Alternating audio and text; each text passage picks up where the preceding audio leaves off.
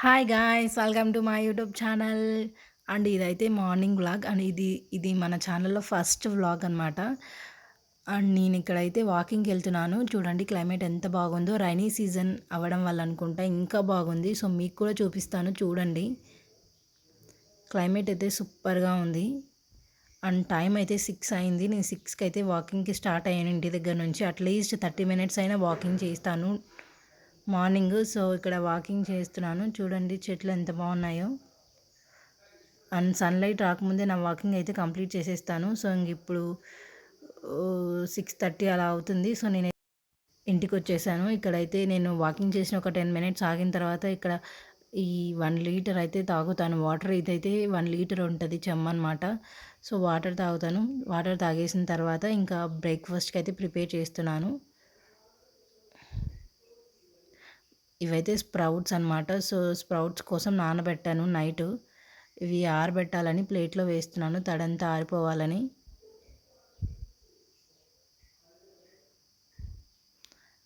Breakfast కోసం అయితే నేను ఇక్కడ ఉగ్గాని ప్రిపేర్ చేస్తున్నాను. రాయలసీమలో స్పెషల్ కదా ఉగ్గాని.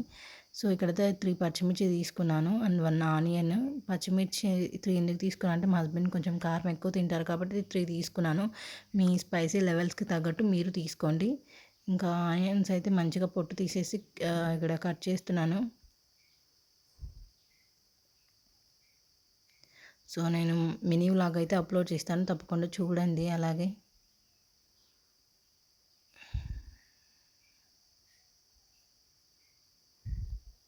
ఆనియన్స్ కట్ చేసిన తర్వాత పచ్చిమిర్చి ఇక్కడ నేను చిన్న రోల్లో వేసి దంచుతున్నాను. సో కట్ చేసి వేయడం కన్నా ఇలా దంచి వేస్తేనే బాగుంటుంది టేస్ట్.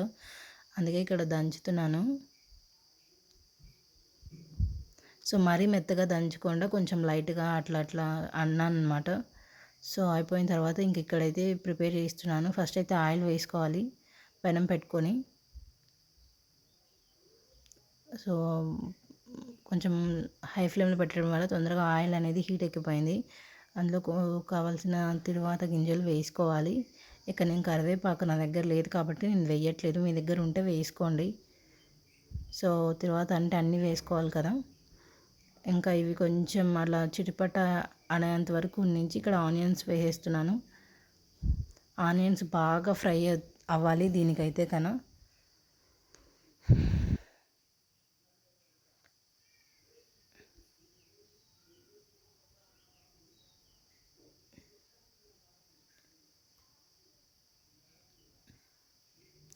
ఆనియన్స్ని మంచిగా ఫ్రై చేసిన తర్వాత ఒక 2-3 మినిట్స్ వదిలేయాలి అలాగే. ఆనియన్స్ బాగా ఫ్రై. ఈలోపు మనం పక్కన అయితే బొరుగుల్ని నానబెట్టుకోవాలి వాటర్లో. చూడండి బాగా నానిపోయాయి కదా.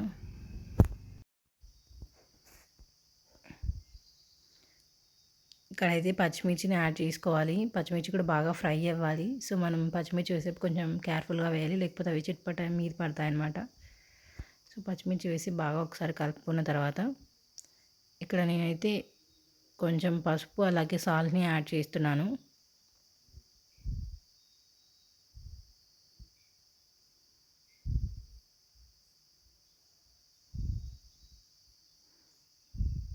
సో బాగా కలిపేసిన తర్వాత ఇక్కడికైతే మనం నానబెట్టుకున్న బొరుగుల్ని యాడ్ చేయాలి కొంచెం కొంచెం. సో నేను ఒక చేత్తో వీడియో తీస్తే ఒక చేత్తో వేస్తున్నాను కాబట్టి కొంచెం కష్టం అవుతుంది.